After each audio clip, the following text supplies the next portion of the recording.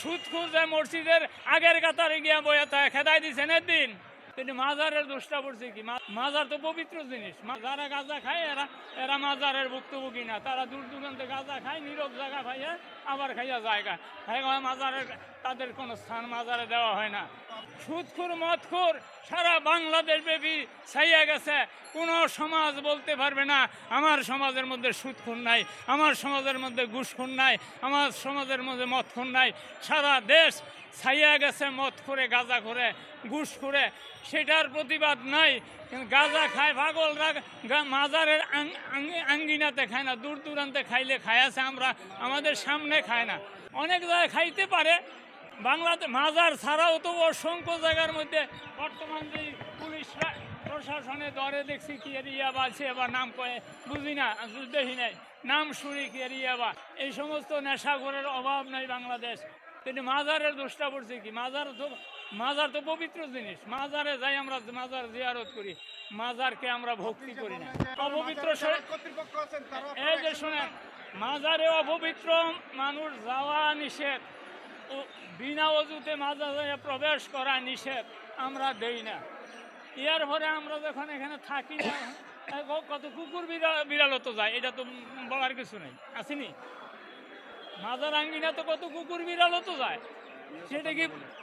তো যাই হোক, কোনো মাজারের মধ্যে মাজারে কেউ গাঁজা খায় না, খাইতে দেওয়া হয় না। হয়তো বা যদি অপরিচিতভাবে দূর দূরান্তে এলাকায় মাজার আঙ্গিনার বাইরে গিয়া কেউ খায়, এটা খাইলে খাইতে পারে, কারণ এটা তো আর আমরা দেখি না। কিন্তু প্রত্যেক মাজারের পবিত্রতা রক্ষা করা প্রত্যেক মাজার কমিটির দায়িত্ব আছে। প্রত্যেক মাজার কমিটির দায়িত্ব মাজারের পবিত্রতা রক্ষা করা। আমরা মাজারে যাই জিয়ারত করতে, তারা আল্লাহর ইবাদত বন্দি করে আল্লাহর নৈকট্য বা সন্তুষ্টি লাভ করে আল্লাহর বন্ধুতে পরিণত হয়েছে, সেই সুবাদে আমরা তাদের মাজারে যাই জিয়ারত করার জন্য। মাজারে গাঁজা খাওয়ার বসে মাজার ভেঙে যায়।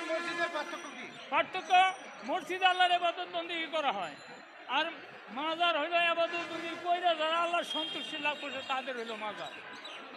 মসজিদে অলি তৈয়ার হয়, আর এখানে অলি সাহিত্য হয়েছে, ব্যবধান অনেক। কথাটা বুঝতে পারছি?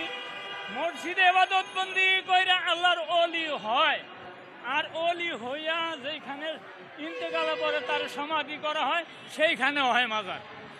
তো সেহেতু প্রত্যেকটা মাজার পবিত্র, প্রত্যেকটা কবরস্থান পবিত্র। অপবিত্র যদি আমি করি সেটার অপরাধী আমি, সমাজ নয়। না না না না, এইটা অতিরঞ্জিত কথা।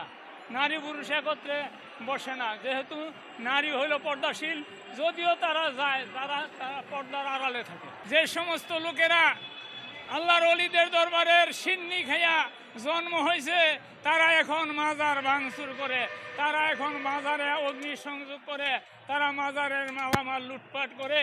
বলতেও লজ্জা হয়, যারা মন্দির পাহারা দেয়, হিন্দুদের মন্দির পাহারা দেয়, আল্লাহর ওলির মাজার ভাঙ্গে। কি এই মাজারে যারা আগে পূর্বপুরুষরা খিচুড়ি খাইছে, সিন্নি খাইছে, এগো যে সমস্ত ছেলেরা এখন মাজার বিরুদ্ধে কথাবার্তা কয়, বোঝা যায় তারাই মাজারের দুশ্মন। মাজার ভেঙ্গে মাজার আগুন দিয়ে এখন এই মাজারের একটা দোষ রটায় দিতেছে। মাজারে কোনো সময় কেউ গাঁজা খায় না, মাজারের পবিত্রতা রক্ষা করে। প্রত্যেক মাজারের গেটে লেখা আছে মাজারে সিজদা দেওয়া নিষেধ। আপনারা জেনে দেখেন, সারা বাংলাদেশ ব্যাপী যতগুলো উন্নত মাজার আছে প্রত্যেক মাজারের গেটে লেখা আছে মাজারে সিজদা দেওয়া নিষেধ। আরে মিয়া, গাঁজা খায়,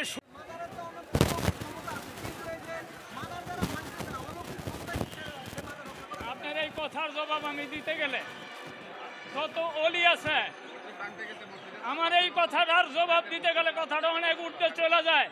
নবীজির দৌহিত্র হযরত ইমাম হুসাইন রাদিয়াল্লাহু তাআলা আনহুকে যারা জবাই করছে তারা কি পাথর মূর্তি হয়ে গেছে? আপনার কথার জবাব এই আমি দিতে পারি। আস্তে আস্তে দেখা, নজরি দেখা আস্তে আস্তে। হ্যাঁ, ইমাম হুসেন রাদিয়াল্লাহু তাআলা আনহুর গলায় যারা তলোয়ার দিয়া শিরচ্ছেদ করছে তারা কি পাথর মূর্তি হয়েছে? নবীর সাহাবীদেরকে যারা শহীদ করছে, হযরত আমির হামজা রাদিয়াল্লাহু তাআলা আনহুকে যারা শহীদ করেছে, তারা কি পাথর হয়ে গেছে? তারা কি ধ্বংস হয়ে গেছে? তারাও ধ্বংস হয় না। যে সমস্ত দুশ্মনের ভয়ে আল্লাহ বলছে আল্লাহর হাবিবকে মক্কা পরিত্যাগ করে মদিনাতে চলে যাও।